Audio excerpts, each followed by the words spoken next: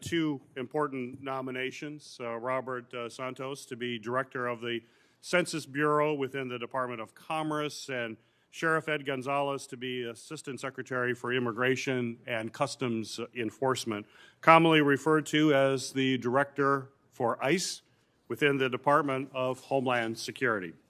Certainly welcome to both of you and to your family members joining us today. And congratulations on your nominations. And thank you for your willingness to take on these critical and incredibly important positions. The Census Bureau is the leading source of quality data about our nation's people and economy. The decennial census and the Bureau's surveys are critical for helping communities, businesses, and people across our nation ensure that they have the resources and information that they need in order to thrive. Mr. Santos, if confirmed, you will lead the Bureau as it completes the 2020 census, plans for 2030, and administers the Bureau's critical demographic and economic surveys in a changing nation. I know that you understand the importance of the Census Bureau mission and the challenges that it faces. As an expert in statistical research and survey design who has worked extensively with the Bureau, you know that stakeholders rely on the Census Bureau to produce data that is both reliable and accurate. You also know that transparency and accountability are essential for building and maintaining trust in the Bureau and its data. I'm looking forward to hearing more about your background and your vision for the Census Bureau. Sheriff Gonzalez, if confirmed, you will lead an agency with a vast public safety mandate. In addition to immigration enforcement responsibilities, ICE contains DHS's principal investigative entity, Homeland Security Investigations, or HSI, which is charged with investigating transnational criminal activity that threatens the safety of our communities all across the United States. ICE's law enforcement professionals combat narcotics, smuggling, terrorist networks, human trafficking, financial crimes, and other threats to public safety. And as you know from your extensive law enforcement background, this is a vital and extraordinarily difficult task. ICE and its workforce face no shortage of both internal and external challenges. ICE has been without a Senate-confirmed director for 4.5 years, and this absence of stable leadership has made it even more difficult for ICE to effectively carry out its mission. ICE urgently needs a qualified, committed leader who will tackle the agency's challenges head-on. If confirmed, you will be responsible for rebuilding trust with ICE workforce, Congress, state, and local partners, as well as other stakeholders. This means supporting and improving what is working, but also recognizing and correcting what is not working. From our earlier conversation, I know that you understand and are prepared for this very difficult work ahead, and I greatly appreciate your commitment to both accountability and transparency. I look forward to hearing more about your qualifications and plans to lead this critical agency, and we'll normally now turn it over to Senator Portman, who is my ranking member, but as we discussed before the hearing, we've got a lot of things happening simultaneously. We're all double booked. Senator Portman is very engaged, I know, in some of the budget negotiations. He will be joining us shortly, but we will, when he arrives, he'll be making a statement or putting one into the record. So now it is the practice of this committee to swear in witnesses. So if you will please stand and raise your right hand.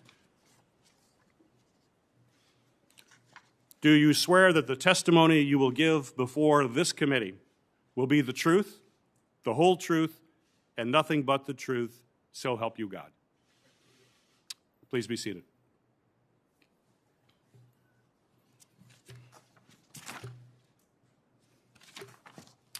Our first nominee is Mr. Robert Santos, nominated to be the Director of the U.S. Census Bureau within the Department of Commerce.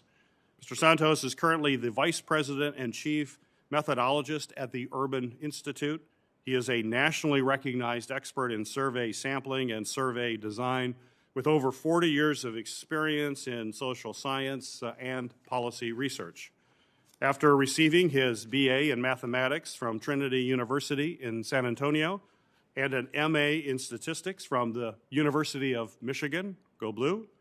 Mr. Santos went on to hold several leadership roles, including Vice President of Statistics and Methodology at the University of Chicago's National Opinion Research Center, Director of Survey Operations at the University of Michigan, Survey Research Center, and Partner and Executive Vice President at a Texas market research firm. Mr. Santos has also served as an expert advisor to the CDC and the Census Bureau.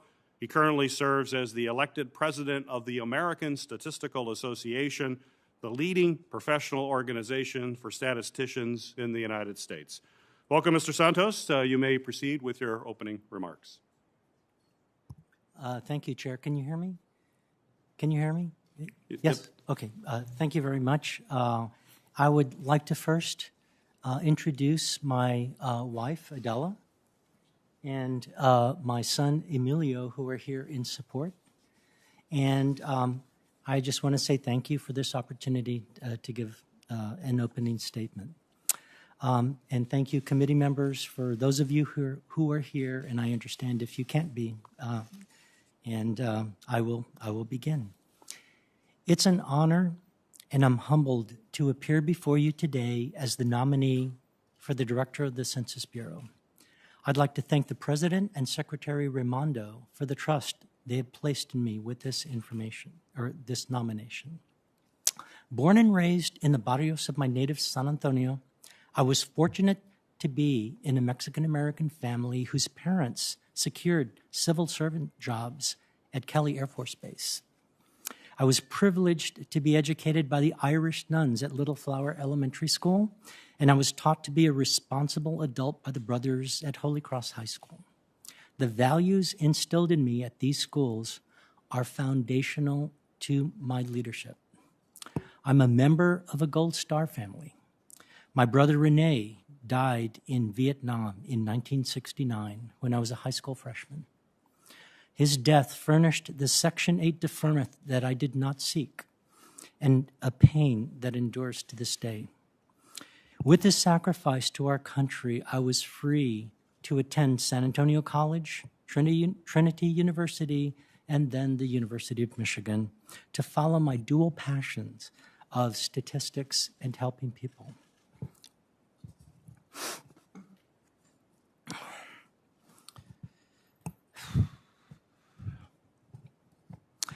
Those opportunities that I had allowed me to believe that I should pay it forward, and I tried to do that every day of my life. And if confirmed, it will be time to serve my country. I wouldn't be here today without the enduring support of my family. At age 18, I married my wife, Adela, and we've now been married 48 years. She's my most important source of support, counsel, and love. Our two children, Emilio and Clarissa, always support me and are constant sources of comfort and pride. And my two granddaughters, 9-year-old Renee and 3-year-old Layla, brighten my heart incessantly. My wife and I take great pride in having cared for them the last half of 2020 during the COVID pandemic, while my daughter finished nursing school in Arkansas and her husband, Chris, was deployed overseas with the Air Force. Now, I'm eager to serve as Census Bureau Director because I care deeply about this country and believe I can give back to a nation that has given so much to me. I understand the importance of data quality and the Census Bureau's role in providing data that nurtures our democracy, informs our people, and promotes our great economy. You see, Census Bureau data help weave us together to form a more perfect union. Although this is a political appointment, I am no politician. I'm a scientist, executive-level manager, a researcher, and a longtime supporter of the Census Bureau. In a 40-year career, I've held leadership positions in academic, nonprofit, and commercial research firms. I've conducted research for most federal agencies across many policy areas. I've held membership in scientific advisory committees from Census Bureau to CDC to national academies and others. I'm current president of the American Statistical Association, the world's largest association of statisticians. I was recently president of the American Association for Public Opinion Research. I've had the distinct honor of receiving the highest lifetime achievement awards from both organizations.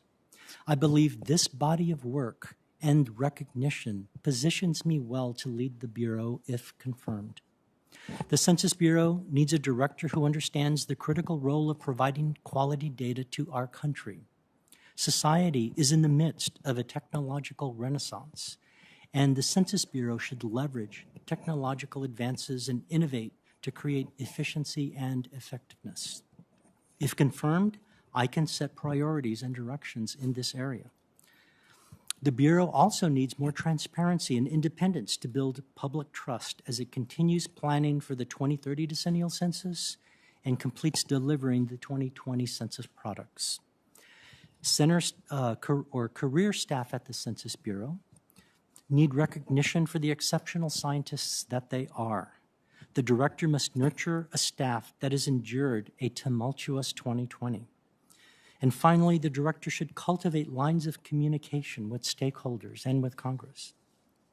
In closing, I'm incredibly grateful and humbled by the support I've received from the scientific community, my colleagues, my friends, and my family. If confirmed, I pledge to serve with humility, honor, and integrity. Thank you, and I look forward to your questions. Thank you, Mr. Santos. Our next nominee is Sheriff Ed Gonzalez, nominated to be the Assistant Secretary for Immigration and Customs Enforcement at the Department of Homeland Security, more commonly referred to as the Director of ICE. Mr. Gonzalez currently serves as the Sheriff of Harris County, Texas. It's the largest sheriff's office in the state of Texas and the third largest nationally. He began his law enforcement career as a civilian employee in the Houston Police Department, where he later became a police officer and rose to the rank of sergeant. He served on the elite hostage negotiation team and was assigned to the homicide division as an investigator. After serving 18 years with the Houston Police Department, Sheriff Gonzalez retired in 2009 to serve 3 terms on the Houston City Council. He was elected by his peers in 2010 to serve as Vice Mayor Pro Tem, helping to manage the workforce of the city of Houston. As Sheriff of Harris County and as a City Council member, Gonzalez has spearheaded innovative efforts to expand social services in order to reduce arrest, divert crime, and improve public safety. Welcome, Sheriff Gonzalez. You may proceed with your opening remarks. Chairman Peters, Ranking Member Portman, distinguished members of this committee, I am honored to appear before you to discuss my nomination to lead U.S. Immigration and Customs Enforcement, ICE. I want to thank President Biden for nominating me, Secretary Mayorkas for his confidence in me, and this committee for considering my nomination. I also want to express my love and gratitude to my parents, both hardworking children of immigrants. My father was a self-taught welder. He never finished school or learned how to read and write. He made up for it by outworking his competition. And he raised me to value education and hard work as the keys to achieving the American dream. My mother owned a modest beauty salon where she showed me the power of community, service to others, personal responsibility, and strong relationships. My parents taught me to love our country, not only for the land of opportunity that it is today, but also for what it aspires to be. My wife, Dr. Melissa Gonzalez, is a lifelong educator and administrator in academia. Her love and support have been my foundation throughout my career, and together we have built a family that includes our smart, strong, and talented daughters. America has shown the world that it's not only possible to survive, but thrive as a nation that welcomes those seeking a new home and a better life through hard, honest work. We have proven that people from varied backgrounds cannot just coexist, but rally around common values and a shared dream of always doing better. With that said, the American dream relies upon the rule of law and a functioning legal immigration system. I have been proud throughout my career as a law enforcement professional to uphold our nation's laws. If confirmed as ICE Director, I will be responsible for 20,000 dedicated men and women who work every day to guard against threats to our national security, public safety, and safeguard the integrity of our borders. This includes ICE's critical investigative mission through HSI, as well as enforcement and removal operations carried out by ICE ERO. Theirs is a difficult and often thankless job, but leading such a team would be the honor of a lifetime. I chose a law enforcement career because I care deeply about the neighborhoods I grew up in, their people, the businesses, schools, and houses of worship. When you have such a love for your home, your community, and your country, you want to give back, and so I chose to protect and serve. I first started as a patrolman in the Houston Police Department, working my way up to the roles of homicide detective and hostage negotiator over nearly 2 decades. In each of these 2 roles, I have been privileged to keep our community safe from harm. In 2009, I took my next step in public service. I ran for the Houston City Council and went on to serve 3 terms representing my neighborhood. I also served as Houston's Mayor Pro Tem, a role that gave me the opportunity to help manage the operations of the country's 4th largest city. I championed proposals to equip our peace officers with the tools, training, and resources they needed to keep our community safe, while working to improve social services to address the root causes of many police calls. In 2016, the people of Harris County elected me to serve as their sheriff. The Harris County Sheriff's Office is the largest in Texas and the 3rd largest nationwide, with over 5,000 employees protecting 4.5 million residents within a 1,700 square mile area. In that role, I have been no stranger to serious challenges, leading our agency's hurricane rescue operations in 2017 and leading our office's efforts to manage the COVID-19 pandemic in our community and in our jail system since 2020. As sheriff, I have partnered with ICE, the FBI, DEA, U.S. Marshal Service, U.S. Attorney's Office, and other federal agencies in order to investigate and prosecute crimes that span multiple jurisdictions and counties and countries. If confirmed as ICE Director, I look forward to building on these partnerships to make our community safer while working closely with communities to ensure ICE is able to carry out its mission. If confirmed, I look forward to working with this committee under the direction of Secretary Mayorkas in pursuit of these missions, while upholding the highest principles of law enforcement public service. I pledge to keep communication open and to respect your oversight and guidance. Thank you again for considering my nomination. I look forward to your questions.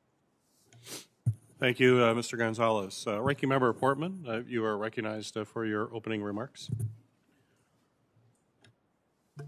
Thank you, Mr. Chairman, and thank you to Mr. Santos and Sheriff Gonzalez for your willingness to serve and for your statements today. The Census Bureau, Mr. Santos, as you know, provides a critically important service to our nation, and you talked about that in your opening statement. Census data supports activities all around the country. Businesses, nonprofits use census data for planning. State and local governments use census data to make spending decisions. The federal government distributes more than $1 trillion a year based on census data, so we've got to get it right.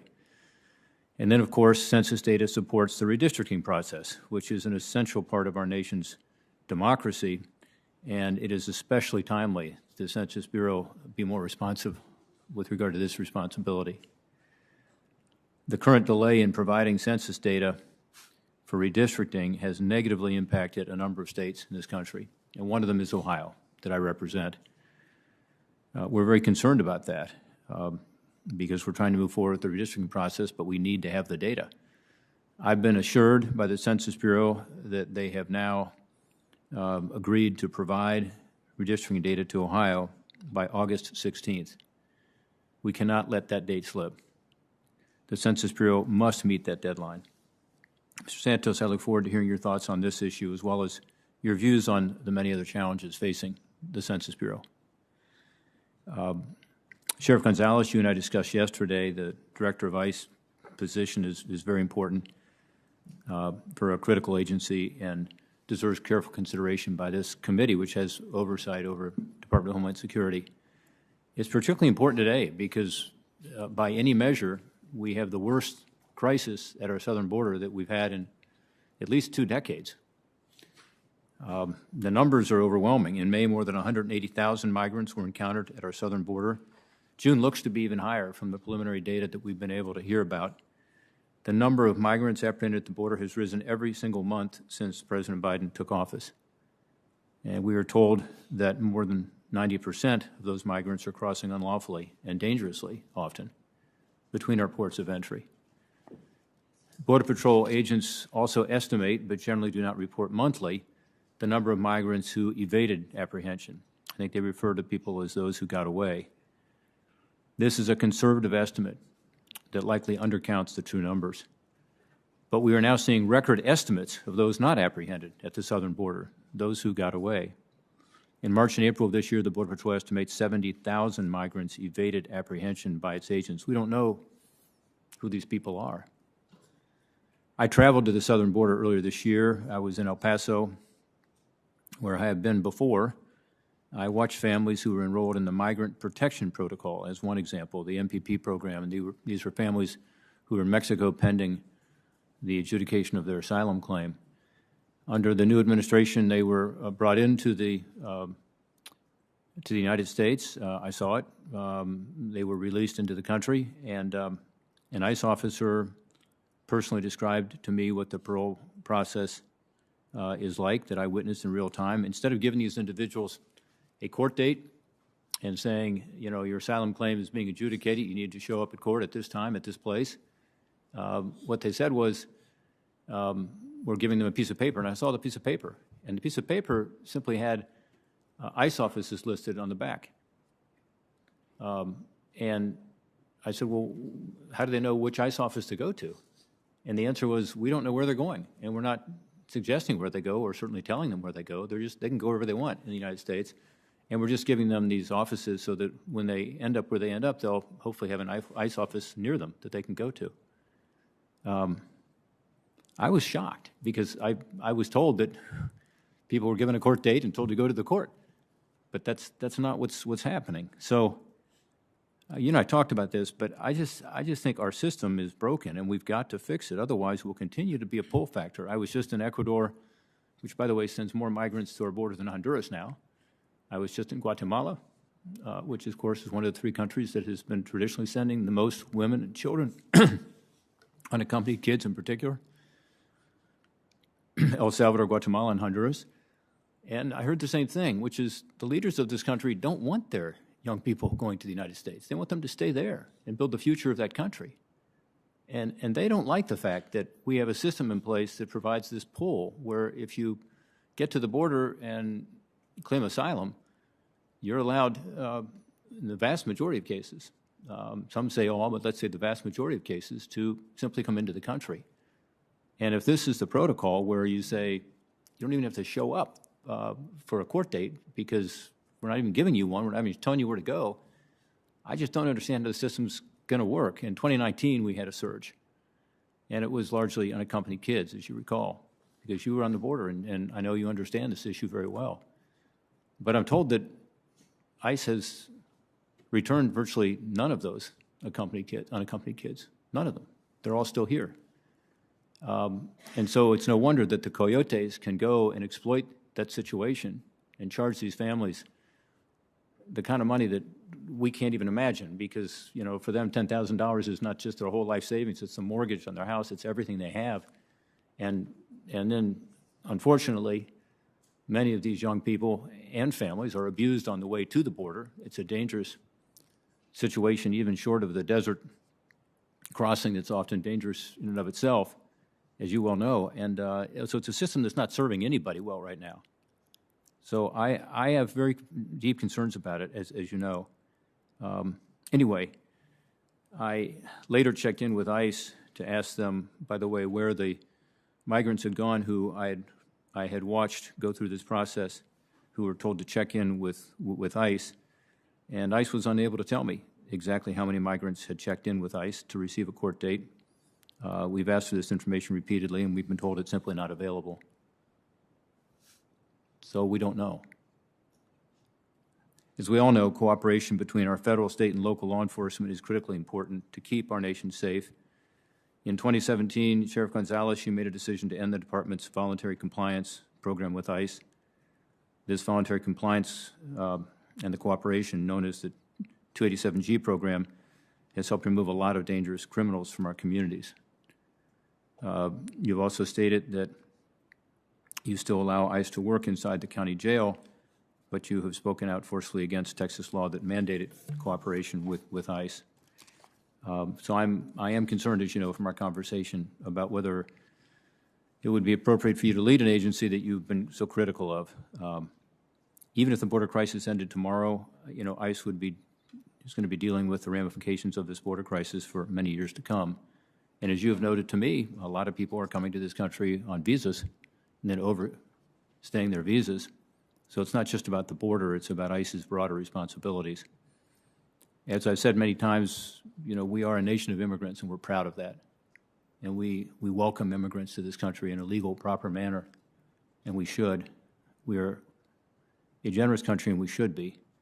But we also have to have immigration laws that are clear, enforceable, and allow people to come here legally, properly, and in a humane way. Our committee looks forward to hearing from both of you, and thank you for, again, your willingness to serve. Thank you, Ranking Member Portman. There are 3 questions the committee asks of every nominee. I'm going to ask each of you to respond briefly with just a yes or no. We'll start with Mr. Santos and then Mr. Gonzalez. First, is there anything you are aware of in your background that might present a conflict of interest with the duties of the office to which you have been nominated? No. No. Second, do you know of anything personal or otherwise that would in any way prevent you from fully and honorably discharging the responsibilities of the office to which you have been nominated? No. No. Lastly, do you agree without reservation to comply with any request or summons to appear and testify before any duly constituted committee of Congress if you are confirmed? Yes. Yes. Great, thank you. Sheriff Gonzalez, if confirmed, you will lead a workforce that has suffered from low morale for several years now. More than 20,000 men and women serve throughout ICE, including many who face incredibly dangerous situations as they work each and every day to keep us all safe. Can you briefly discuss your experience involved in improving the morale as to a law enforcement leader through your extensive career in that capacity, and how you plan to engage the ICE workforce if confirmed? Thank you, Mr. Chairman. I have experience in working with large workforces. First, in my role as a city council member and mayor pro tem, we're working alongside the mayor. We oversaw a workforce of more than 20,000 municipal employees in the city of Houston. Now, in my role as Harris County Sheriff, I work with 5,000 outstanding men and women that operate one of the largest jail systems in the country, as well as complex law enforcement operations, including a maritime unit, security in and around the Port of Houston, as well as investigative functions as well. I've always tried to approach any role coming in and working closely with the workforce. I think it's important to make sure that we're working collaboratively. I'm an inclusive leader. I believe in two-way communication. At times, we've been able to engage with our workforce to try to make sure that we're making some decisions that are popular with them, that may improve their work conditions. I care deeply for the team members that work with me. I commonly use that phrase, team member.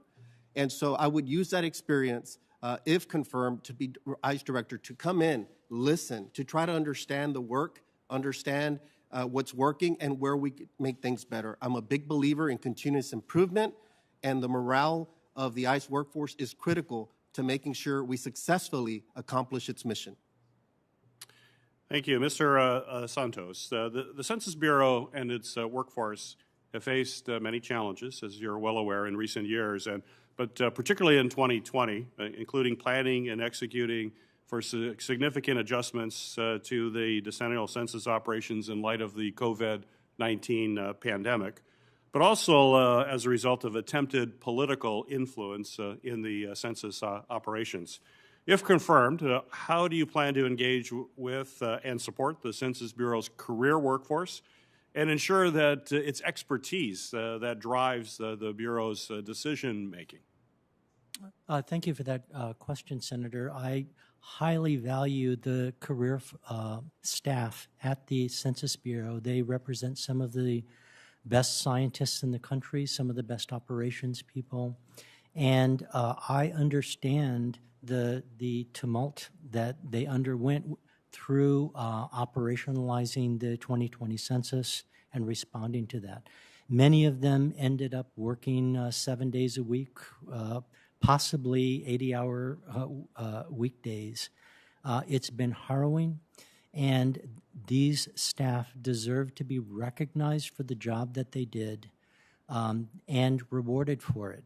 So I believe that there are things that can be done to understand the depth of stress that they have undergone through listening sessions, through other types of things, and then proceed to craft, with lessons learned from COVID, a better work environment for them. There are morale issues. We know that. Morale is a symptom. It's not the root cause of a problem. I would like to work with the census career staff and the staff themselves to understand what are the root causes of job satisfaction and job dissatisfaction. What can we do? There's typically the standard, we can give bonuses and raises and such, and that's very good, and that can be leveraged. But the benefit of those types of rewards really wears off quite quickly. It's more rewarding to provide individuals an opportunity to find an additional research path, or given COVID and the way that folks have learned how to actually work better at home, provide flexibility in terms of work at home, remote work, and things of that sort.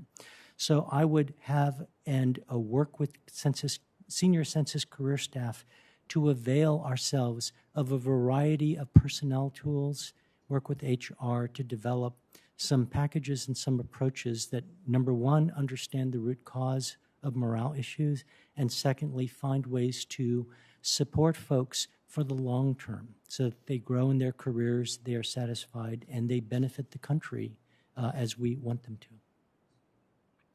Thank you. Sheriff Gonzalez, as you know, ICE's law enforcement mission is extremely broad.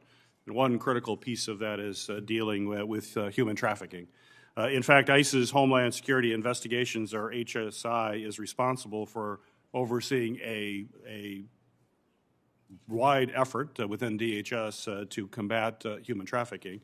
So my question to you is, can you tell us about your experience in this area and how you would approach HSI's work to combat human trafficking in this country? Yes, Chairman. I do have vast experience in investigating human trafficking matters, human trafficking crimes. First, obviously, as a patrolman and later as an investigator, working many of these complex investigations over the years. I have direct experience of how these cases or these criminal networks operate, having arrested many throughout the years. In my role as City Council, as Chair of the Public Safety and Homeland Security, I worked very closely with then Mayor Anise Parker as we launched her first ever office dealing with human trafficking, and we elected a wonderful leader, Minal Patel Davis, that's still in place today, to really help formulate a plan for the City of Houston that was very holistic and really considered a lot of the interrelated factors. That's been a success, and that office remains today. Now, as Harris County Sheriff, we're often seen as a hub for human trafficking. So we place a lot of importance on this, making sure that we're working with the NGOs, that we're working with other law enforcement partners, both local, state, and federal as well, making sure that our enforcement action is not focused on the survivors, but instead on those that seek to take advantage of others. And so we work very closely Also, collaboratively as well, we work on task forces with both the local police department, which is HPD, as well as with our district attorney's office with what's referred to as Project 180. And so we work very closely in a number of different angles to be able to tackle this issue. We know it's very complex. It has, these investigations take a long time, but we work very hard to try to dismantle this in our Houston area and region. We also work collaboratively when we do have a major scale event for which Houston is known to make sure that we're also raising awareness in our communities as well. We've also worked closely with hotel operators to make sure that we're educating and raising awareness how many times individuals could be manipulated and what are some of the signs to see. And so we've led a very successful effort, and also commend the men and women of ICE, HSI, that have had great success in this area throughout the years. And I look forward to joining their efforts, learning what's being done and how we can continue to advance their work and use my experience to continue to seek continuous improvement in the area of human trafficking that is critically important, and we must put a stop to it. Thank you, Mr. Gonzalez. Chair recognizes Senator Johnson for your questions. Thank you, Mr. Chairman. Mr. Gonzalez, it's July 15th, and we don't even know what the June apprehension numbers are from DHS, from CBP. It's a little disappointing. I believe DHS is utilizing Title 42, protecting us, our country, from COVID and returning people immediately, but I don't have those numbers either. I don't think we've got them for April, May, or June. So this committee is, to a certain extent, operating in the dark in terms of what is exactly happening. I think my first question for you, I asked this of Secretary Mayorkas. He has not honored his promise, but will you commit to this committee to be transparent and get us this information on a timely basis? Absolutely, Senator Johnson. You, in your role here, Congress, and in your role here in this committee, provides a very critical oversight. If confirmed, I will make sure that we're working in a timely manner, providing you with the necessary information. It's important for you to be able to. Okay, I'll hold you to that commitment. Now, I think the next point is, I don't believe we have any idea where the people that are being processed and dispersed. And let's face it, when the administration says they're fixing this problem, all they're doing is they're getting more efficient at processing and dispersing people to all points in America. And I don't think anybody knows where they're going. As Senator Portman was talking about, they get a list of ICE officers because they don't know where they're going. I think that's absurd. Do you agree with me that we have no idea where these people are going? Senator, it is concerning to not have that information. Do you think states and cities ought to be told when an airplane full or a busload of people that have come to this country illegally and are being dispersed by DHS, do you think they ought to be told when they're getting a batch of these individuals? I think coordination with local, state partners is very important. That's something I've experienced with, and I think it is important to make sure we're communicating information with them and sharing it. But we're not sharing that with any state or local government, are we? I'm not in the role yet. Well, when you were sheriff of Houston, did DHS tell you that, by the way, a busload's coming up from McAllen, and we're going to terminate it and drop these people off in Houston? Were you ever told that? No, sir. How much experience did you have in Houston with gang activity? I have a great deal of experience. I've worked on gang murders before that had obviously a gang nexus, as well as currently we operate in a number of different avenues to combat gang crime in our community. Which were the prominent gangs in Houston that you dealt with? We have some of the local ones like Tango Blast. It's known, the Bloods, the Crips, Southwest Cholos, MS-13. We have a variety, just like many other jurisdictions. So under my chairmanship, we held a hearing on MS-13, and it was chilling, to say the least, the brutality of that gang. When we are apprehending 6,000 people a day, overwhelming CBP, that's opening up corridors for drugs, for gang members, for very unsavory individuals to, the gotaways. There's 6,000 apprehended, 1,000 known gotaways. We have no idea how many unknown gotaways. This is way more than a crisis, and it's continuing, by the way. What percent of the individuals do you believe are going to show up at an ICE office having been dispersed with just the address of a few ICE? I mean, do you think a high percentage of the 6,000 people a day, if we end Title 42, they're going to be dispersed? Do you think they'll show up in an ICE office? If confirmed, I would want to understand what criteria CBP is using, what information they're gathering. Ultimately, they make those decisions on NTAs in comparison to NTRs. And so I would want to see what criteria and then what information is being utilized so we could work effectively so that we can keep an eye on the security of our homeland. Again, we don't even know where they're going. So we don't know where they're going. We haven't given them a notice to appear. We just give them some, let's face it, very few, if any, are going to show up. So again, 6,000 people a day, no notice to appear, dispersed to all points of America, which we don't even know where they're going, and we're not providing any notice to state and local governments. That's what's happening. So let's talk about the unaccompanied children. I talked about gangs earlier. What we don't talk about very often is the fact that when we talk about unaccompanied children, I certainly think of 2- and 3-year-olds, right? We see all the pictures. The press always shows the pictures, at least during the last administration. But the fact is, 70% of those unaccompanied children are 15, 16, or 17 years old. They're not 2 and 3 years old. That's a very small percentage. Another fact is that 70% of them are male. So having experience with gangs, wouldn't you say a 15, 16, 17-year-old immigrant male would certainly fit the profile of somebody who might be in a gang or be recruited by a gang or be used by the drug traffickers to traffic their drugs, right? I mean, don't you find that in law enforcement? It's a minor that's trafficking the drugs because they don't get put away for dozens and dozens of years because they're a minor? Isn't that what's the reality of the situation is with this flood? We are letting in people that are potentially gang members. We are letting people that are going to be trafficking drugs or human trafficking. Isn't that your experience as Houston's sheriff? I'm always mindful of not profiling and developing any stereotypes in my work, so I try to look at the facts. That's not profiling. No, but I'm saying at the end of the day, they're still teenagers. I know that if they're coming into our country, they're processed through CBP. There's different screenings that are done.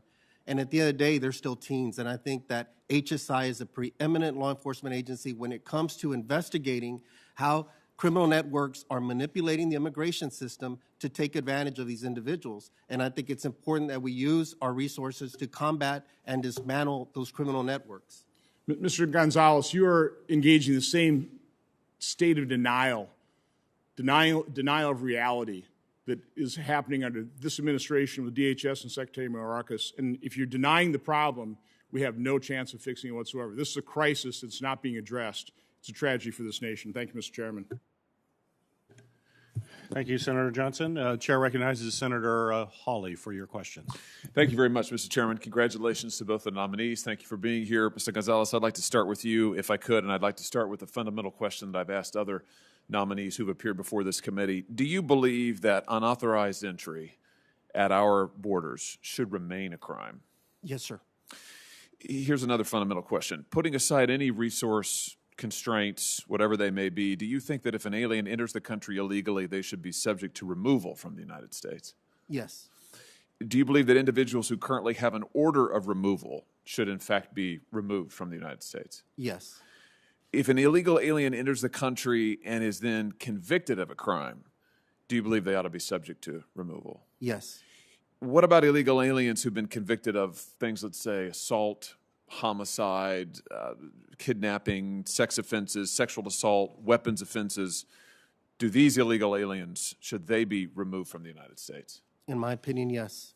Good. Well, I'm glad to hear all of that. I'm asking you because according to internal ICE documents that were released as part of a litigation ongoing between the states of Montana and Arizona and the United States, the Biden administration's new limitations on enforcement could result in the release of convicted felons who are already in ICE custody, including 3,300 aliens who've committed assault crimes, 4,000 who've committed drug crimes, and hundreds who have been convicted of sex crimes.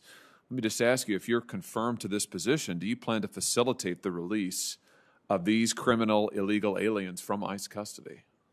Senator, in my view, the current guidance that is being offered would make those a priority. I think those are public safety priorities, and so I would make sure that we're working in accordance with that guidance that does permit for the removal of those individuals as a public safety threat.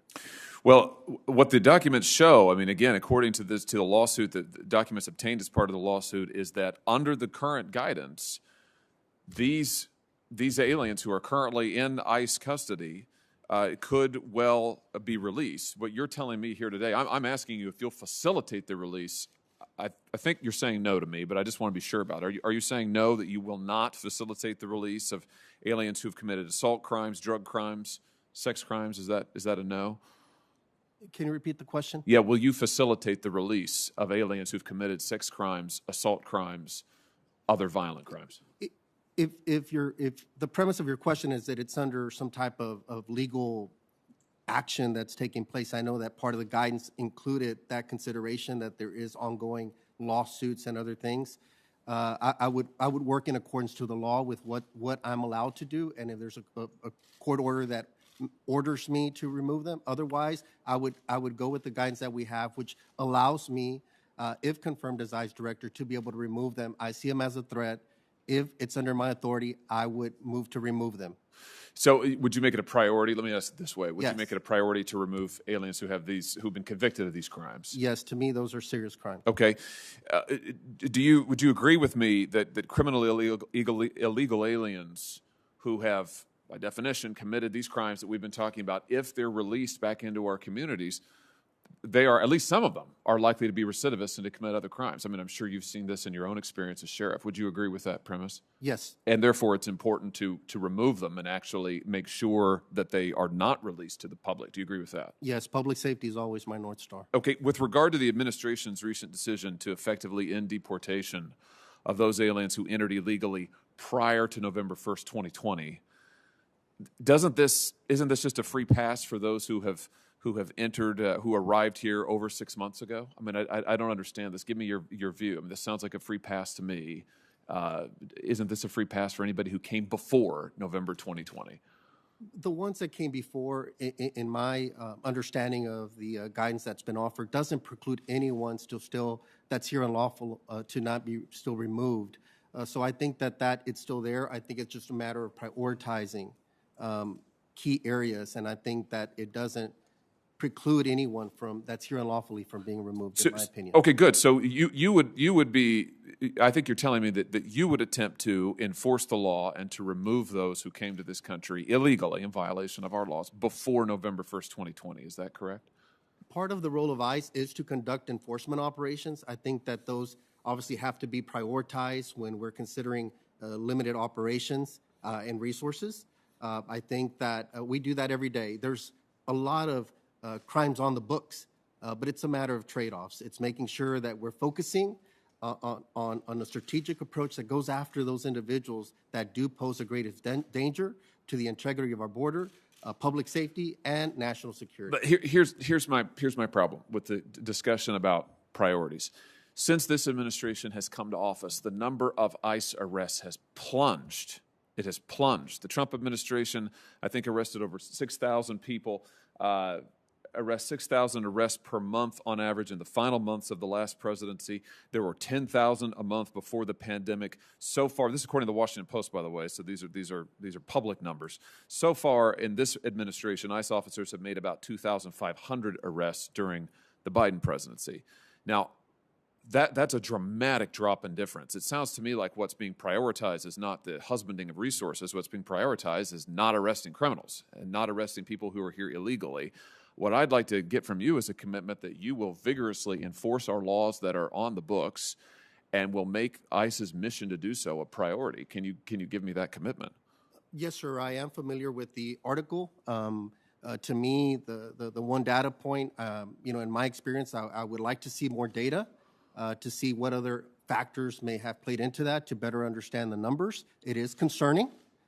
So I would make sure then again that if we're being strategic and we're prioritizing properly, that we could go after those individuals that pose the greatest threat to our communities. I think that's reasonable and appropriate, but we would be aggressive in going after them. Let me ask you this. Do you agree with ICE's current policy of requiring ICE officers to receive pre-approval from senior leadership before they make a lawful arrest? I think that under the priorities that are listed, they do not require any kind of approvals. I think it's laid out that they could still use their own discretion on those. And others, it doesn't preclude them from taking action, but they would have to work in concert with the regional directors, the field directors, to make sure that it falls in accordance with the priorities and that they've looked at other criteria. Well, with due respect, I mean, working in coordination with before you take action sounds like pre-approval to me. I mean, do deputies in the Harris County Sheriff's Office need pre-approval from you before making lawful arrests? No, sir. This is my last question, Mr. Chairman. Just let's give an example here. It's my understanding that these restrictions on ICE enforcement removal operations, particularly the pre-approval requirement, is having a significant impact in the field. I've learned that in one instance, ICE officers requested permission to place a detainer on a subject who's been deported 4 times previously, has convictions of evading arrest, escape, domestic violence, and multiple DUIs. This detainer request was denied by ICE senior leadership. This seems crazy to me. The whole procedure seems crazy to me. Does this seem like a reasonable way to proceed to you? Senator, in my opinion, hearing that, it doesn't seem reasonable. If confirmed, I would want to understand better about that case and to understand why the local field directors made the decision to perhaps not pursue enforcement action. So I would like to better understand, and I understand your concern. Well, I appreciate that. I'm over my time. I'll just say in conclusion, Mr. Chairman, that I appreciate your answer, Sheriff. I think they do put you in significant tension with this administration's policies. I'm personally fine with that. I hope that you'll go and enforce the law vigorously. I don't know what the White House will think of your answers, but I'm heartened by what I've heard so far. I'll probably have some additional questions for you for the record. Thank you for your indulgence, Mr. Chairman. Thank you, Senator. Thank you, Senator Hawley. The chair recognizes Senator Carper for your questions. Thanks, Mr. Chairman. I want to thank Mr. Santos for his willingness to share, to serve in the role of Director of U.S. Census Bureau, and the willingness of Sheriff Gonzalez to serve as the head of ICE. And I have I've asked a lot of yes or no questions, gentlemen, but I'm going to ask about 3 of them of Sheriff Gonzalez today to start this off. And if you would just basically give me a yes or no answer, I would appreciate that. At the direction of Secretary Mayorkas, ICE is prioritizing, I think, as you know, for folks who pose a threat to our public safety for enforcement. Do these priorities take away from ICE's ability to arrest anyone who enters the country unlawfully? Just a yes or no. No.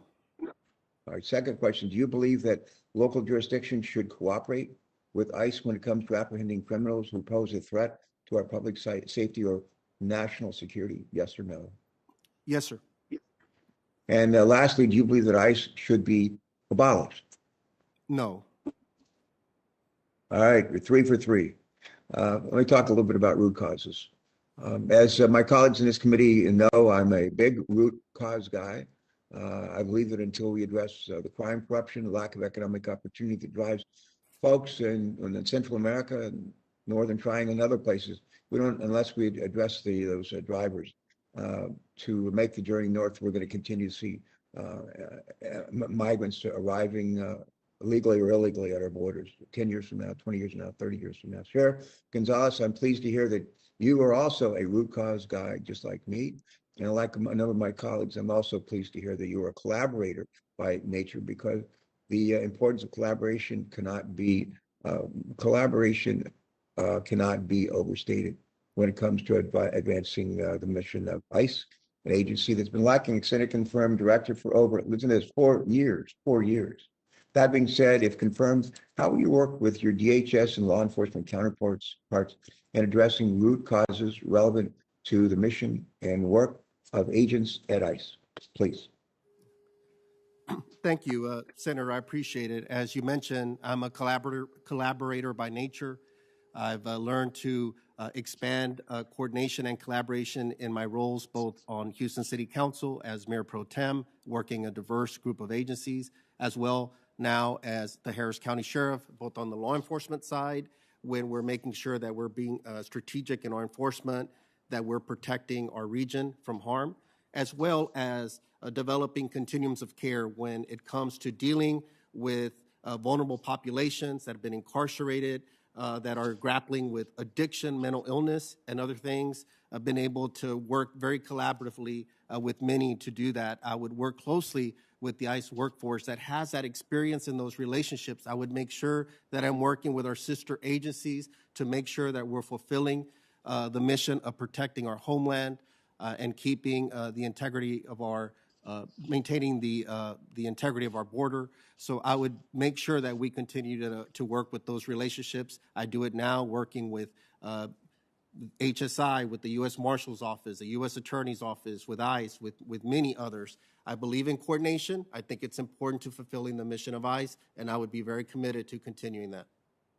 Good, thanks, thanks so much. Let me change gears and ask a question of Mr. Santos, who's been nominated to be Census Director. Now, Mr. Santos, in I think it was June of 2021, the General Accountability Office, affectionately known as GAO, published a report that found planned innovations implemented during the 2020 census helped the Census Bureau optimize operations and slow the trend of increasingly costly decennial counts. At the same time, the report made 3 recommendations for improving the way the Census Bureau tracks and measures the benefits and cost savings attributable to specific innovation areas. Mr. Santos, can you please take a moment to share how you might work with GAO and their Controller General, Gene Dodaro, to implement open recommendations and other lessons learned from the 2020 census as the Bureau begins to prepare for the 2030 count? Go right ahead. Thank you, Senator. I believe it's important to work with GAO. I believe they are an ally to the Census Bureau in terms of informing them on cost efficiencies and other types of strategies that can be used in terms of creating a more effective and efficient census operation. I also believe that GAO represents one of a number of stakeholders that can and should be consulted in order to get their ideas, their innovations that they offer, in order to consider for the upcoming 2030 census. I understand that, and I would feel, if confirmed, that as director, there is an obligation to carefully consider and respond to GAO suggestions on innovation and other types of activities like this. I know that the Census Bureau has, as I've said before, an incredibly talented staff, career staff, and they have been working on innovations. I expect to, if confirmed, work with them to understand the direction that they are currently taking with regard to innovations, and the GAO response will be part of that. Okay, great. Thanks, thanks very much for that response. Question back for Sheriff Gonzalez. Sheriff Gonzalez, can you take this with respect to leadership? I like to say that leadership's single most important ingredient in the success of almost any kind of organization on our planet. Absolutely critical in government and federal government especially. Sheriff Gonzalez, could you take a moment to share with us how your nearly 2 decades of experience in law enforcement has prepared you to take on the role of ICE Director after years of vacancies at that agency? Thank you, Senator. I'm very proud of my background. I've worked extremely hard.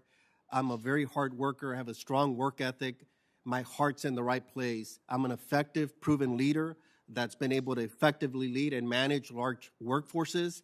I've been able to dismantle drug and crime networks. I've personally worked complex investigations where I've had to go and tell a mother that their son or daughter was killed as a result of gun violence.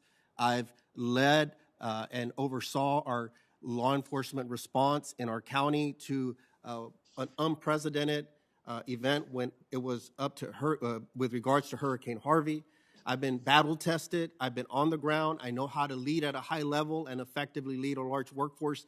I've also never forgotten the importance of those frontline team members are out there doing the heavy lifting each day. So I know how to lead. I know how to be effective. I'm a good listener. I'm a good collaborator. I'm a good steward of taxpayers' resources. I've done it effectively, leading a large budget of over $570 million in my years as sheriff, and helping have a hand with the city's budget of nearly $5 billion as well. So I've been proven an effective leader. I'm battle tested. I know how to get done. I also understand when it comes to law enforcement that we could be firm on crime, we could be firm on enforcement, but we don't have to lose our compassion and humanity as well. So I try to be a leader that approaches things from a thoughtful manner that looks for results. Great comments. Thank you for those, and thanks again for your willingness to serve. Thank you. Thank you, Senator Carper. Ranking Member Portman, you're recognized for your questions. Thank you, Mr. Chairman, and thanks for allowing me to defer so some of my colleagues could get their questions in. Ohio, Mr. Santos, is working on redistricting, as you know, incredibly important. I mean, there are people who are thinking of running for office, but they don't know what the districts look like because we can't get the data from the Census Bureau. And it's been a disaster in Ohio, and I'm sure other states feel the same. We have a commission now, and that commission has a deadline of maps being due for the legislative districts on September 1st, and then from congressional districts, the maps plans are due on September 30th. And with no other options, I supported Attorney General Yost's lawsuit against the Census Bureau to get the data, because without the data, we can't draw the lines. And again, literally, people don't know what districts to run in. Constituents don't know what district they're going to be in. And the lawsuit ended up with the Bureau agreeing to provide this data by August 16th. Now, remember, I said September 1st is a deadline, so August 16th is not much time to put together the plan, and that date cannot slip. Can I ask you today, if you are confirmed, will you commit today to ensuring that that deadline is met, that we have no further delay in getting the Census Bureau data? Thank you for that question, Senator. I very much sympathize with the concerns of the state of Ohio in advancing democracy with redistricting. I understand the urgency. I also understand the importance of having accurate information in order to make the critical decisions that drive our democracy. I also understand the timeliness. Timeliness is an element of data quality that it has only relatively recently been recognized as something that's crucial and that we need to take into account when we're developing data products. So I am with you in terms of wanting to produce data by the dates that have been committed to. I have full confidence in the Census Bureau, the career staff, the excellent data processors. Mr. Santos, so let me cut to the chase, if I could, with apologies for interrupting you. I agree with everything you said, but I need a commitment. Will you commit to meeting the August 16th date? That's what I'm asking. Yes or no? I will commit to trying to meet it as much as possible. I do not have the information right now to know where the Census Bureau is. Well, it's a court-ordered deadline, and if we don't have it, we can't do the redistricting. So I wish you would just commit today to adhering to this deadline. I mean, that's the least I think that you should be able to do as a nominee for a bureau that has not provided the data needed for us to, as you say, be sure our democracy can move forward by having redistricting on a timely basis. So I'm disappointed you can't commit to it, but I'll leave it there unless you'd like to commit to it. August 16th, that's all I'm asking. I am confident that the Census Bureau will produce it by August 16th. But you won't make a commitment to getting it done. I do not have the information to make a commitment, and it would be irresponsible. I've just given you the information, which is it's court-ordered, and the agreement is to do it on that date. That is absolutely correct, and I totally understand that. Okay. Sheriff Gonzalez, as you know, ICE has a longstanding principle to establish and maintain these partnerships with state and local law enforcement to bolster effectiveness in executing the ICE mission and our country's mission to ensure we are protected by ICE. One of these programs is called the 287G program, which allows trained local law enforcement to partner with ICE to cooperate on removing dangerous criminals from the United States. As Harris County Sheriff, why did you terminate the 287G agreement with ICE in 2017? Thank you, Ranking Member Portman. For me, I made a thoughtful decision. I considered a number of different factors. When I first began as county sheriff, I was inheriting a budget that was $8 million in arrears. So I had to look at the monetary component of how my resources were being utilized. I think an effective leader needs to look at their resource allocation. Two, that this was a voluntary program, so I was working in an amicable manner in coordination with the local ICE director to making sure what the impacts of my decision would be. And I had to consider, obviously, the local realities as well, and the importance of local law enforcement also working with a diverse immigrant community. I also wanted to make sure that we continue to remain focused on having the avenues necessary to arrest serious offenders in our community that impact our public safety. So ICE has always maintained a presence to this date inside our facility. We work in a coordinated manner when it comes to that. There's never been any issues. I've never declined a detainer. So this concerns me on 287G. Would you, if confirmed, want to terminate the 287G program? You don't think it works well? You didn't want it in your own county? Would you want to terminate that program? For me, it was a local decision. I know my question is, would you want to terminate the program? That would not be my intent. You have made comments saying that you would like to terminate, you're proud to have terminated the agreement with ICE. You wish the Harris County Sheriff's Office didn't have to cooperate with ICE as mandated by Texas law, what you were talking about a minute ago. In response to a question about ICE officers being in a Harris County jail, you said, quote, ICE were there when I arrived. I ended the 287G program that I committed to do. We can get away from that. And then you said, I advocated against ICE before. I think it's unneeded, and I think it's a bad law with regard to the Texas law mandating cooperation with ICE. You said if ICE determined someone had previous history with it, then it's ICE's purview. I wish it wasn't like that, but it is. You know, I've talked about this, but I'm just concerned about a potential leader of ICE having these views about ICE and what the effect would be on the morale of the individuals. Do you stand by those statements today, or do you wish that ICE, the organization you are seeking to lead, would receive cooperation from local law enforcement? Ranking Member Portman, thank you for the question. I do want to add a little bit of context in regards to those comments. That was with regards to a state law, and I believe in local control, and that was being mandated by the state legislature as a mandate on local law enforcement. And I felt that as a elected leader in my county, I best understand the reality on the ground, my area of responsibility, and the experience of working with local communities. And so my perspective on that issue was based, or my comments were focused on the mandate that it was being mandated by the state legislature on local law. Sheriff, my time is expiring. I'm going to leave you with one question. Please, if you would get back to me on the record. We don't have time, unfortunately, to get into this in detail, but the arrest records, wonder what your view is on that. When the executive order was issued on inauguration day by President Biden saying no deportations for 100 days, no longer an emergency at the border, we saw a huge drop in ICE arrests. During the last administration, from October to January of 2020 to 2021, we had roughly 24,000. I've talked to you about this, and then the February to May numbers we have are about 10,000. It's about a 58% decrease with the same budget in ICE arrests. So if you can comment on that, are you concerned about that dramatic decrease in ICE arrests following the executive order, coupled with, you know, the worst half year we've had in 20 years in terms of unlawful crossings at the border? So I would appreciate a response in writing to that if you don't mind. And again, I appreciate your past service, and for both of you, thank you for your willingness to step forward. Thank you, Ranking Member Portman.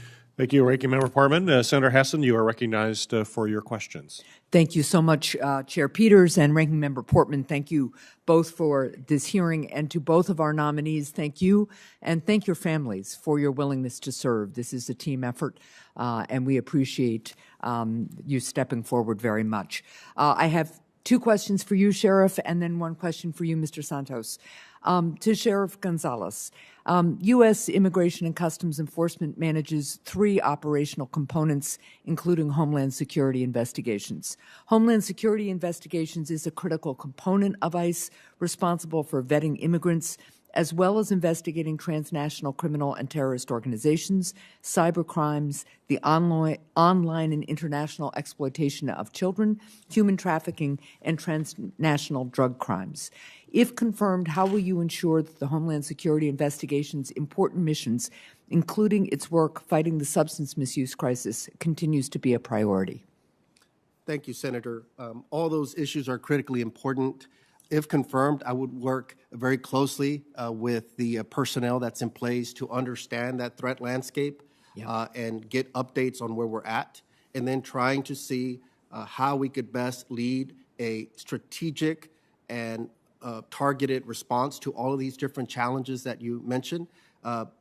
HSI is the preeminent law enforcement agencies when it comes to being able to understand how cartels are utilizing the different migration paths, for example, and taking advantage of others. So want to see how we could dismantle those networks. That would be critically important. And then making sure we're working with our partner agencies in an effective manner to make sure that we're tackling all these various issues, including the issues, as you mentioned, like fentanyl, which is a concern in Harris County for me. Yeah, thank you so much. Yes, the influx of fentanyl is a critical issue for the entire country, and we're seeing, as you know, a huge increase in overdose deaths. So I would look forward to working with you on that as well. Sheriff, I'm going to follow up with something we talked about the other day. New Hampshire is home to a group of Indonesian immigrants who have lived in the United States for many years. Many came here fleeing from religious persecution. Many of them do not have green cards, some because they were given bad legal advice years ago. They are important members of our community at this point, people who have worked jobs, paid taxes, raised their families in New Hampshire.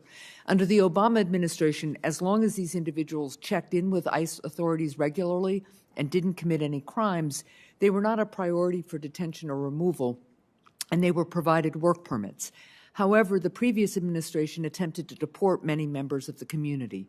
If confirmed, will you commit to looking into this issue and working with my office to protect this community? If confirmed, I look forward to working with you, Senator, on that issue. I think it speaks to some extent about the importance of having a prioritized response. That not every situation is the same, and that we need some guidance on this. And I think that that's where the prioritization and other factors that may be available would more than happy to work with you on that. I appreciate that very much, and I look forward to doing that. To Mr. Santos, each Congress, the Government Accountability Office, or GAO, issues its high-risk list, which identifies and helps resolve weaknesses in critical federal programs that are at particular risk for mismanagement or waste of taxpayer dollars. One of the critical programs highlighted on this year's high-risk list is the decennial census, which provides, as we've all talked about, critical data to determine congressional representation and to inform the federal government about how best to allocate its resources. Despite the conclusion of the 2020 census just months ago, GAO already anticipates that the next decennial census will face management challenges such as meeting goals and deadlines for testing new data collection technology, recruiting and dispatching thousands of census workers, and evaluating the accuracy of the collected data in a timely way. If confirmed, sir, how will you work to mitigate these management challenges? Thank you for that question, Senator. I will work with the Census Bureau staff who has been eagerly and earnestly planning the 2030 census. I understand but have not been briefed on the plans of further incorporating technology, leveraging the lessons learned from the 2020, which was an extraordinary census in almost any sense of the word because of the pandemic. And it was because it was also, the 2020 census was also the first fully digitized operation.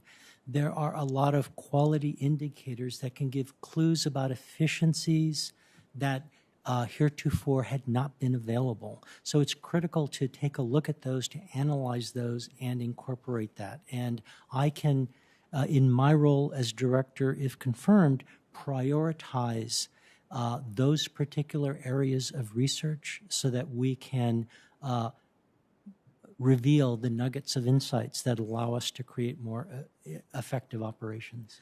Well, thank you for that. And what I would look forward to doing is staying in communication about the challenges that have been identified, what you believe you can glean from this research and new data, so that we can improve management, but also an ongoing conversation with Congress so that we are preparing to have as an effective and efficient next census as is possible. Thank you. I would very much like to do that. Thank you, Senator. Thank you very much. Mr. Chair, I yield the remainder of my time. Thank you, Senator Hassan. Senator Scott has agreed to temporarily postpone his questions so that Senator Rosen can ask her questions, who I know has another meeting to get to right away. So, Senator Rosen, you are recognized. Well, thank you, Senator Scott. I really appreciate that. I owe you one there. Thank you, Chairman Peters, Ranking Member Portman. I also want to thank Sheriff Gonzalez and Mr. Santos for being here today. I really enjoyed speaking with both of you earlier this week. And I know that Senator Peters has brought this up, but I want to build on this a little bit. Sheriff Gonzalez, of course, I appreciated the chance to discuss how it's been increasingly challenging for ICE to recruit and retain qualified, responsible agents over the last few years. I know you agree that it's important to maintain high standards for ICE personnel and screen recruits appropriately during the hiring process to reduce the chance of corruption and misconduct, of course, which have plagued the agency in the past. You know, in Nevada last year, we saw a worst case scenario when reporting revealed that a core civic employee at the company's Southern Nevada Detention Center was actively participating in a neo-Nazi website, expressing interest in starting a white supremacist group as well. This is absolutely unacceptable, particularly for an agency that works disproportionately with the underrepresented minority and vulnerable undocumented communities.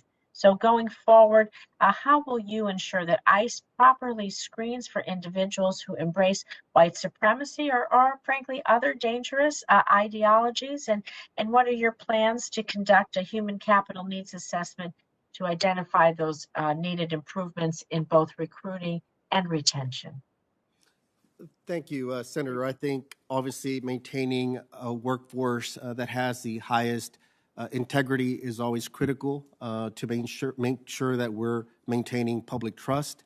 This is something that I work with on a regular basis, leading a backgrounds and recruiting operation within the Harris County Sheriff's Office, as well as my previous work when we were trying to attract talent to the city of Houston in my role on city government. This is something that we're always working. In fact, I met recently with my team to see how we could do better with our screening protocols, making sure that we're onboarding the right leaders into our agency. I know across the board nationally that many law enforcement agencies are also grappling with this, not only the initial onboarding, but further check-ins throughout their career to make sure that things somehow aren't getting gone sideways in some way or no longer fit the mission of the agency when it comes to a team member's behavior. And so this is something that I would commit to understanding more and working with you to work with you through those concerns if confirmed to be the director. Appreciate that. And I want to move on too to talk a little bit about your the ICE's contracting practices, because last year we all heard about a frankly shocking, and the criminal medical procedures performed on women without their consent at the Irwin County Detention Center in Georgia that LaSalle Corrections managed. So I was relieved to hear earlier this year that the Irwin County Detention Center would be closing. Of course, we've heard similar serious complaint about the health and safety of detainees at other facilities owned and operated by private companies. So if confirmed, what policy changes are you considering, or would you consider regarding ICE's contracting practices, particularly in the realm of with respect to the health and safety practices for detainees? Thank you, Senator. If confirmed, the health and safety of our facilities is paramount, not only for those that are under our care, but also for our workforce as well. So I understand the critical nature of it. I operate one of the largest jail systems. It comes with many challenges, so I'm quite attuned to those challenges and working with a team to work through those challenges. I also understand the complexity of working with a very detailed oversight body when it comes to the review and inspections of our jail facilities. I understand that under ICE, they own and operate directly 5 facilities, but there are other facilities that where there are contracts in place. In total, ICE operates with, I believe, 4 different sets of standards, so it's very complex operating and overseeing a system that big. So I would want to understand what oversight and safeguards are in place to make sure that there are certain standards that are being met. We had experience, or I had experience in this early on in times when we've had to outsource temporarily into other facilities, private facilities. It's a practice that generally I'm not in favor of. We're currently not outsourcing any inmates in our facility. So this is something that I would want to make sure, and that's sometimes my concern with private facility is understanding the oversight of that and making sure we're holding folks accountable to maintaining those high standards. So this is an area of concern. I've heard stories of some of the inhumane treatment, and that would not be in alignment with the vision that I would have for ICE if confirmed. So I would commit to make sure that we're reviewing that very closely, Senator. Thank you. I want to quickly, in the minute I have left, to turn to Mr. Santos and talk a little bit about breaking down the language barriers. I mentioned before in this committee, I do applaud the Bureau for providing resources, materials, in 59 non-English languages, but the census questionnaire itself was only available in 12 non-English languages. It excluded a large number of our South and Southeast Asian languages spoken by our AAPI communities, not just in Nevada, but all across the country. My office has also heard that seniors and other underrepresented populations had trouble completing the census questionnaire due to a lack of broadband access and technological literacy. Which was really a particular problem because we did experience postal delays last year, and of course there were a lot of fears around that as well. So Mr. Santos, how are you going to address some of the broadband technological issues, the language issues? How do you intend to minimize those if confirmed? Well, thank you for that question, Senator. I believe that all voices need to be heard when it comes to a decennial census, as well as the massive survey programs and data collection programs, which are the other part of the census that Bureau that folks don't often recognize because they are incredibly important to our economy and understanding our people. In terms of getting to individuals of different languages, it's important to tailor designs. To tailor approaches, to understand the situations that people are in. Often it's not enough to simply translate a form and pass it on. There are issues of cultural relevance. What is the reading level of the populations that we're going after? Ultimately, it demands research so that we can take the various populations in the wonderfully diverse United States that we live in and tailor different approaches to different individuals to maximize their chance of participation. That includes not only translations, it includes outreach, it includes talking to stakeholders and getting their buy-in. It includes a whole variety, a large toolkit that need to work together in order to create the strategies and practices and protocols that Thank you. will achieve. I see my time's expired. I just want to be mindful of Senator Scott, who was kind enough to yield to me. So we'll take the rest of the questions and answers off the record. Appreciate that. Thank you, Senator Scott. We'll see you later. Thank you, Senator. Thank you, Senator Rosen. Senator Scott. All right. Thank you. First off, congratulations to both of you for your nominations and your willingness to serve. So my questions are for you, Sheriff. First off, thank you law enforcement is very important. as we talked about yesterday. Yes. One thing we talked about yesterday, could you talk a little bit about the importance of enforcing the law and complying with the law? And we talked a little bit about something I've been surprised at, which I think you probably will be a little bit, is at the federal level, and I don't know if it happens much at the county level, but people just decide what laws they're going to enforce and what laws they're not. And can you give me your thoughts on that? Yes, sir. For me, I think it's important to respect the rule of law. It's been obviously my life's work from all my adult service in law enforcement. So it's something that to me is very fundamental. I know it's an important American ideal as well, just as our immigration system is as well. And I think it's one of America's great success stories, or immigration. But I think that it's also a paradox sometimes, because we also need to make sure we're maintaining the rule of law. So you probably talked a lot about the border today. You know, when I think about the border, I think about you saw the little 14-year-old Nicaraguan boy that was left in the desert and, you know, starting, you know, the Utah, he's asking for help, just left for, you know, guess to die. And then you saw the two little Ecuadorian girls, 3 and 5 years old, they just dropped, I mean, over the wall. You can't, you're just, you know, you got kids and grandkids. Your heart goes out to these people. And so in your position as running ICE, is there anything that you will be able to do to try to make sure those things don't happen? Because it's disgusting for these little kids. I mean, you just can't. Your heart goes out to them. Yes, thank you, Senator.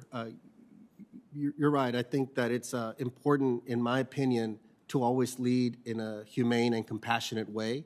That's something that, for me, would be very important. That we look at the systems that ICE operates, whether it be enforcement or whatever interactions we may have, to operate, again, within the rule of law, but also make sure that we're being respectful, that there is an asylum system to the extent where ICE can help deal with some of the backlogs as well, I think would be very important. To the extent where I could help bring some of my perspective of working with local diverse communities. My Houston region is one of the most diverse in the country. Making sure that we are implementing some semblance of looking at circumstances and being open to, like you said, the hardships that sometimes come with these situations as well. So there's all these stories that ICE employees are not allowed to enforce the law. I mean, do you believe that's true, or and what do you think about that? I do not believe it's true. I would want to understand, if confirmed, how they're interpreting guidance. I think there's a lot of latitude at the field office, which I think is smart. I think that many of those decisions should be under the area of responsibility of local officials that better understand the threat landscape in the community, that have those partnerships. So I would want to understand, again, in my reviewing of the guidance that's been offered, I think that there's ample latitude for us to be effective and get the job done. It doesn't preclude anyone from being, obviously, a focus of enforcement if it meets the priority areas. In all the different jobs you've had, have you ever had a situation where somebody you work for told you not to enforce the law? In my experience, I haven't. Yeah. How would you handle that? If somebody said, "Look, we know what the law is, but we really don't like that, so we want you in this new job not to enforce it," how would you handle that? I understand that it's concerning. I know that in the past there's been priorities that have been given to ICE in the past and in previous ICE administrations as well. And my understanding is at the time they weren't universally popular. I think it's important to understand within the confines of our work, limited resources, making sure that we're being effective in our enforcement.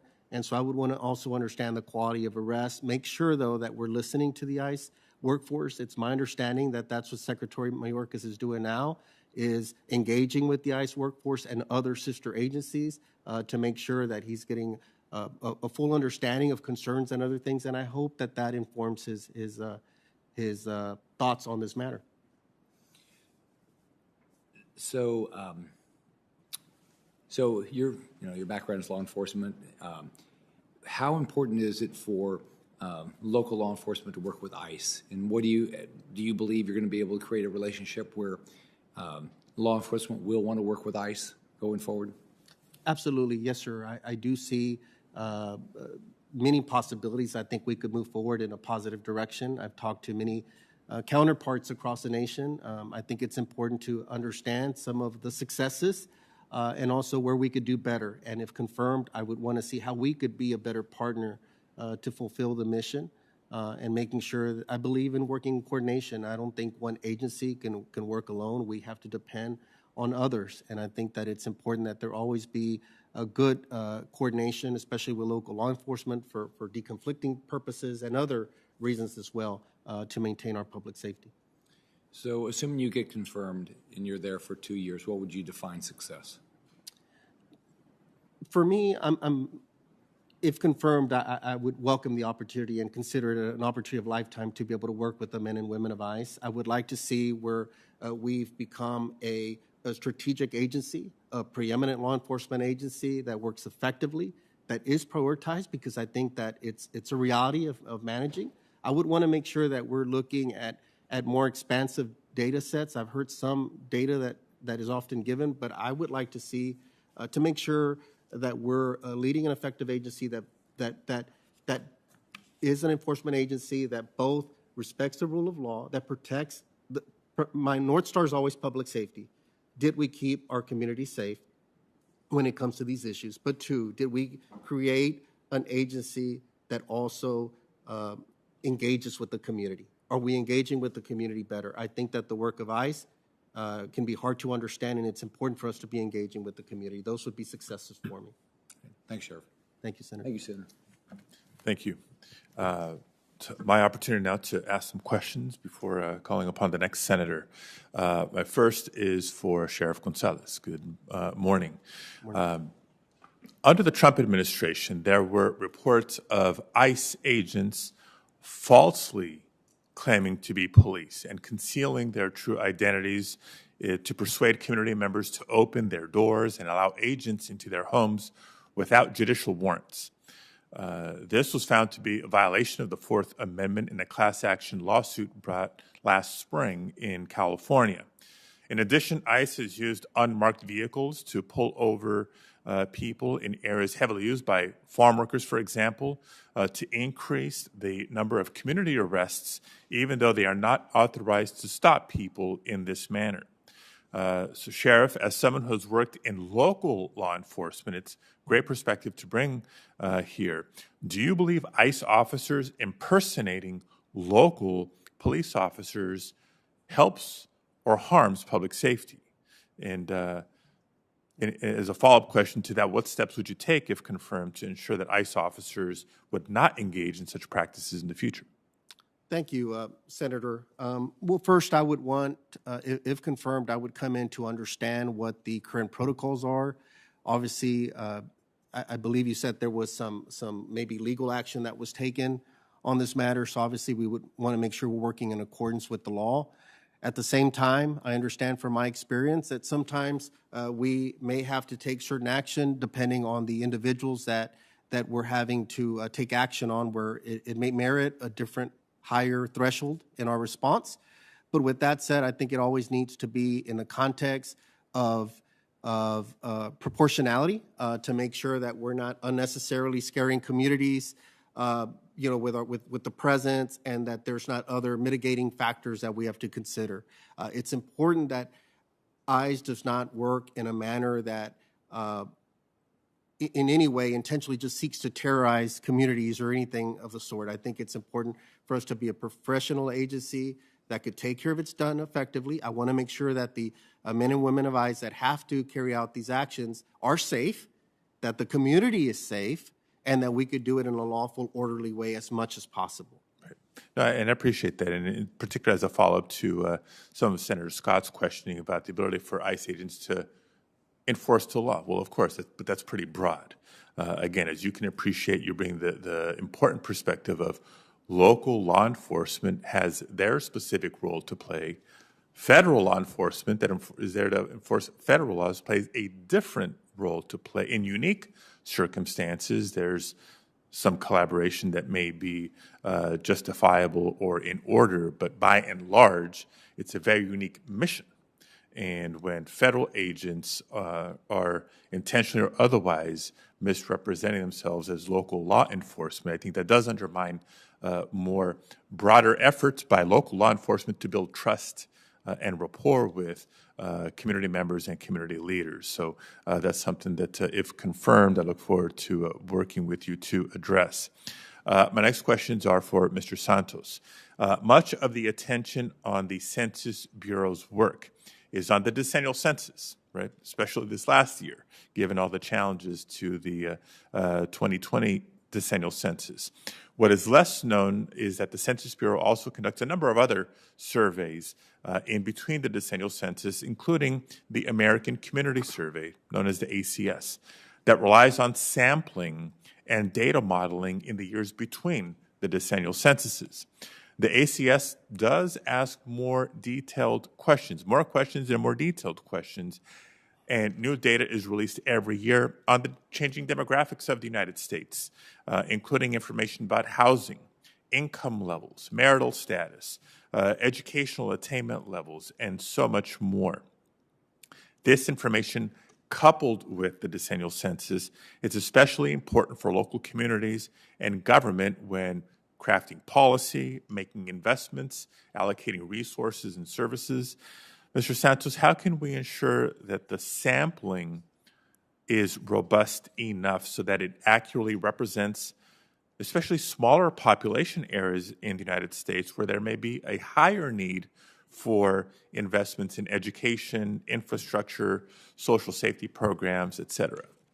Thank you very much for that question. The American Community Survey is a national treasure because it really does allow us to understand who we are as a nation in our rich diversity and our situation. And what basically, I guess not too many people know this, but the American Community Survey used to be part of the decennial census, but a subsample, so it was captured once a year. By moving it over to a continuous survey, not only do we get through sampling the information, the rich information that we were accustomed to under the decennial census model, but we get it contemporaneously, much more contemporaneously. We can track over time. As part of the design, the statistical sample design of the American Community Survey, there are oversamples, there are deliberate overrepresentations of rural areas, of small towns, etc., that are sprinkled throughout the decade so that we can capture that information accurately and reflect it for the benefit of the public. Great. And one other question. Over the past few years, there's been significant debate about how the race and ethnicity questions is phrased on the census. Many experts claim that those of Hispanic origin are not accurately being counted due to their mixed race status. The census currently asks if an individual is of Hispanic, Latino, or Spanish origin. It then asks for the individual's race, which can be confusing to many Hispanics, who are often from mixed race and ethnic backgrounds.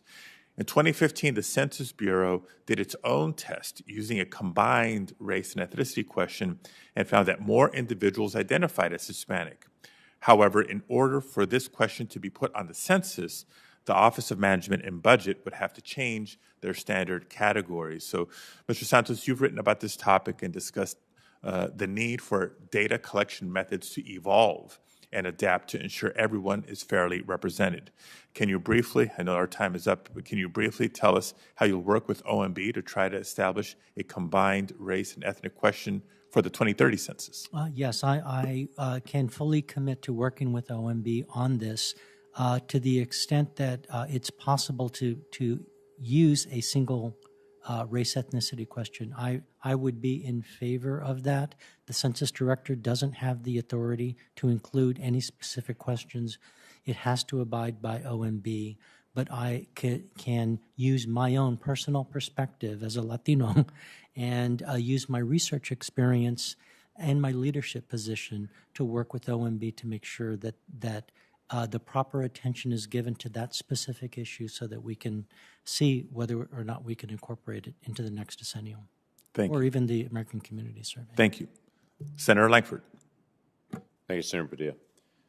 Mr. Santos, let me ask you a quick question. I have talked for several years to the census leadership, and they have said every year how hard it is to be able to connect with every American once every 10 years. And I have reminded them there is an agency in the federal government that connects with almost every American every single year, and it's the IRS. The IRS gathers information in April every single year. The Census Bureau gathers information about Americans in April every 10 years. Can you help me understand why the two of them cannot work together once every 10 years? That on a tax form, that as you're submitting your tax information on that every 10-year time period, that the census information could not also be included. So when you turn in your taxes, you also complete your census information. Thank you so much for that question, Senator.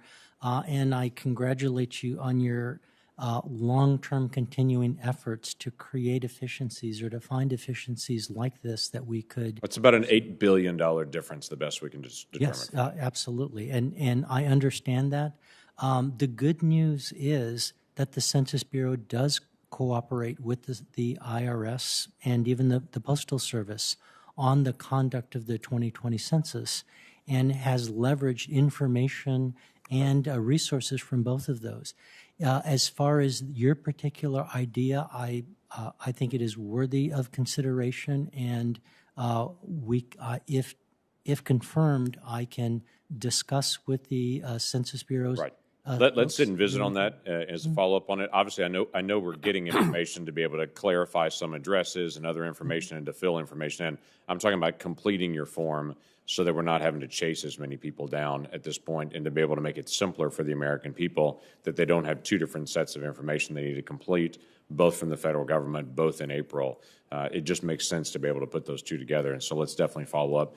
There are some legislative issues I'm sure we'll have to be able to clarify. Let's work on those together. If we don't plan for it now, we'll have another $8 billion inefficiency 10 years from now that we can and should avoid on that. So thank you. I look forward to getting a chance to follow up on this. Sheriff Gonzalez, good to be able to see you again. Thanks for getting a chance to come by the office so we can get a chance to be able to visit. I know you've had multiple questions on this in the past. We also understand you are not currently at ICE, and we understand that. There are some policies that are currently happening at ICE that you are not responsible for, but you're walking into a situation. So let me ask just a couple of questions. Have you visited with the National ICE Council, any of the leadership there, or will you commit to get a chance to be able to sit and hear from them so you'll get feedback from the field of what's occurring?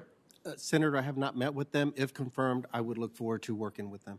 Be great. Obviously, they can give you some face-to-face stories of what's actually happening in the field right now that I think would be very helpful. So I'm going to give you a situation and then tell you where our frustration is coming from. This is a story that came out. Person was arrested for sexual battery against a child. ICE officers requested permission of management to make an arrest, but management denied the officer's request, even though this was sexual battery against a child. Second story. This was a person that had been deported 2 times previously. Person had a pending local charge for distribution of heroin, 2 counts of aggravated assault, endangerment of a child, endangerment of an elder adult, failure to stop at a command of police. The person appeared at a designated location with a quarter pound of heroin and attempted to sell to an undercover police officer. Realized what was happening. He attempted to ram the police vehicle with his car and almost hit the undercover officer that he knew was an officer. That person had a woman and a baby in the backseat of their car during the heroin sale. ICE declined to lodge the detainer on that individual. As I've mentioned to you before, the current policy is they cannot make an arrest without reaching out to regional leadership. This was one of those situations where they requested of regional leadership and were denied the ability to be able to make those arrests in both those: sexual battery against a child, assault on a police officer, and distribution of heroin. What do you think about those? I know you haven't seen the full case on this, but those don't look hard and complicated to me why we shouldn't put a detainer there or start the process. Senator, for me, those fact patterns are concerning to me. I can identify several serious public safety concerns. If confirmed, I would want to have more information on those particular cases, and then also understand from the local field directors regional directors on why those decisions were made not to pursue enforcement action. It seems to me that on those fact patterns that it would have been appropriate. I haven't seen anything in the guidance that would preclude that from happening. But again, I would want to understand more specifics about what happened and why. So thank you for that. I would hope for that. In the past, ICE, when they've gone to be able to make an arrest of an individual, they were aware that it was a criminal alien, met the criteria there when they arrived. If they happened to be with 3 other people, 2 other people, 1 other person that was not legally present in the United States, those individuals were also detained as well. Should that be continued as a policy, or should it only be literally if you encounter 4 people that are in this place that are not legally present, you only actually detain the 1 person and the others you just ignore? Senator, for me, again, I think it's a matter of prioritization. I think that with any agency that has limited resources, manpower, and other considerations, I think that it's appropriate to have priorities. I think we could always assess if those are effective. It doesn't preclude any of the others from still being potentially up for enforcement removal. But again, I think that I would trust that our personnel on the field could make those judgment decisions, look at the totality of circumstances, and see if it's a good use of resources, because it is a matter of trade-off. If we are pursuing multiple individuals in the scenario that you gave, then there's others that perhaps we're not focusing on. So I think that we should be strategic and smart in our enforcement effort. I understand. Last May, because we've not been able to get from ICE the statistics for June, we have 6,000 ICE agents in the field, and they did 3,000 deportations in a month. It is a record low for them. So clearly, they're not overworked at this point. In fact, the ICE agents that we interact with are pretty frustrated, saying that they're the ones being handcuffed currently, not able to actually do law enforcement, or they're being told by regional leadership, no, that doesn't meet the standard. You need to stand down, even though you know this person has multiple DUIs, sexual battery of a child, assault on a police officer, whatever it may be. They're requesting to be able to go and actually interdict, and they're being told, no, they cannot do that. So the challenge is, obviously, that sends a signal to people that are here that are not legally present that ICE is really not going to enforce the law. And as you mentioned earlier in your testimony, if someone is not legally present here, they're not legally present here. This has been part of the challenge to be able to say, who do we actually engage? So I'm not asking to go pursue and to go door to door through neighborhoods. I'm saying if an individual is found to not be legally present, they are a criminal alien that we are in pursuit of, and actually go interdict, they're also with another person that was clearly not legally present. Do we ignore one and not pick up the other one? And pick up the other one? Yes. Again, Senator, I think that it's important for us to be strategic and be thoughtful in our enforcement. I think it's important. I think at the end of the day, just making arbitrary decisions like that everyone that's often referred to as collateral poses a serious threat. I think we run the risk sometimes of perhaps taking someone that may be a business owner, that may be and I'm not saying that preclude, that they're hands off, but what I'm saying, I think it's a matter of looking at the totality of circumstances. I just believe that a prioritized approach is reasonable. Sure, I understand a prioritized approach. I'm not talking about, again, doing massive sweeps. I'm just trying to figure out where this is going, because if again, we know someone is not following the law and we just ignore it, then we have a law that we're not applying at all. And that's obviously, you know what that does. That leads to more criminal activity as you go, and trying to be able to figure out how to be able to interdict that in the future. Okay, we'll continue to be able to follow up. Thank you, Sheriff. Thank you, Senator. Thank you, Senator Langford. Well, Mr. Santos, Mr. Gonzalez, again, I'd like to congratulate you on your nomination for these incredibly important positions, and also to thank you for your willingness to take on these roles. These are both challenging roles, and we expect the men and women who serve in this capacity to do work for the entire country. So we appreciate your willingness to do that.